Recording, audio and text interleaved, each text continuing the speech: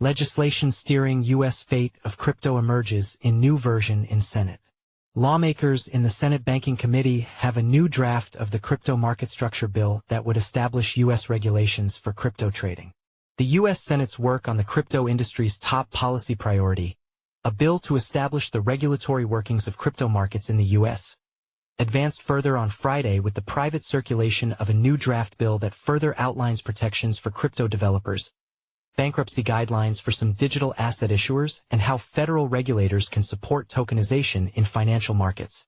Despite the big lobbying win this year in which the U.S. House of Representatives passed the Digital Asset Market Clarity Act that represents one approach to setting crypto market structure, the House's work has represented only a broad jumping-off point for the Senate, which is pursuing its own version that is expected to take the lead as the policy most likely to be enacted. The much lengthier new version obtained by CoinDesk would establish legal protections for those developing, publishing, constituting, administering, maintaining, or otherwise distributing a distributed ledger system or a decentralized finance messaging system. The new draft also includes a section on bankruptcy, amending existing law to account for ancillary assets, and clarifying that during bankruptcy procedures, ancillary assets and digital commodities should be treated as customer property. The bill's authors want the SEC and CFTC to conduct a joint study on tokenizing securities and other real-world assets with the aim of developing standards for how third-party custodians can handle tokenized assets, as well as what standards should exist for those tokenized assets. Following the study, the agencies could go through the rulemaking process for tailored regulatory pathways, if needed. Tokenized securities are still to be treated as securities, while tokenized real-world assets that aren't securities should not be treated as securities because they're tokenized, the bill said. Though the bill is now circulating, it's not yet clear whether this version pushed by key Republicans in the Senate Banking Committee will win support from their Democratic counterparts, or from the Senate Agriculture Committee that also must get behind the legislative effort.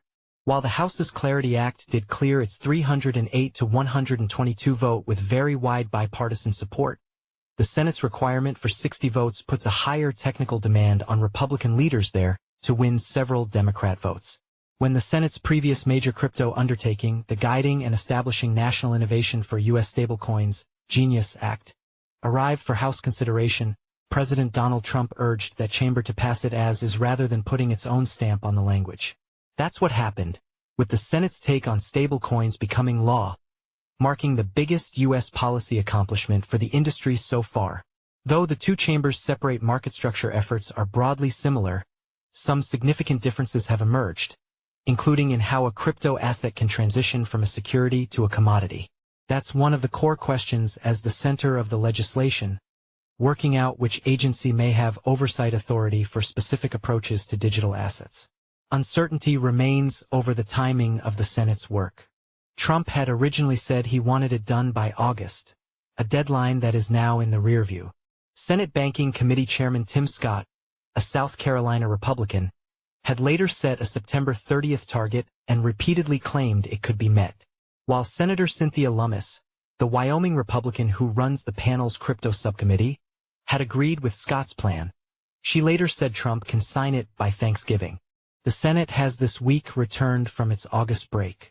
Congress faces a full plate with budget demands and other matters, but crypto has remained among its leading priorities, and the one that's consistently drawing major support from both parties. Before now, the Senate Banking Committee had first released some broad priorities for the market structure bill, held a hearing on the topic, and then put out a discussion draft in July to gather thoughts from interested parties. This latest, full version of the bill represents another step toward passage.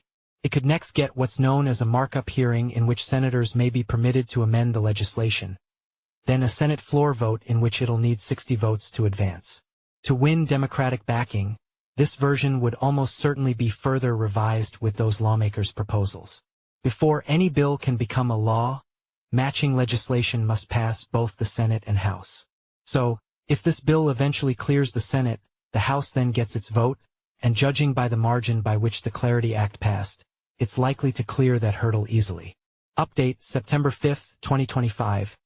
22:23 Universal Time Coordinated adds detail on tokenization.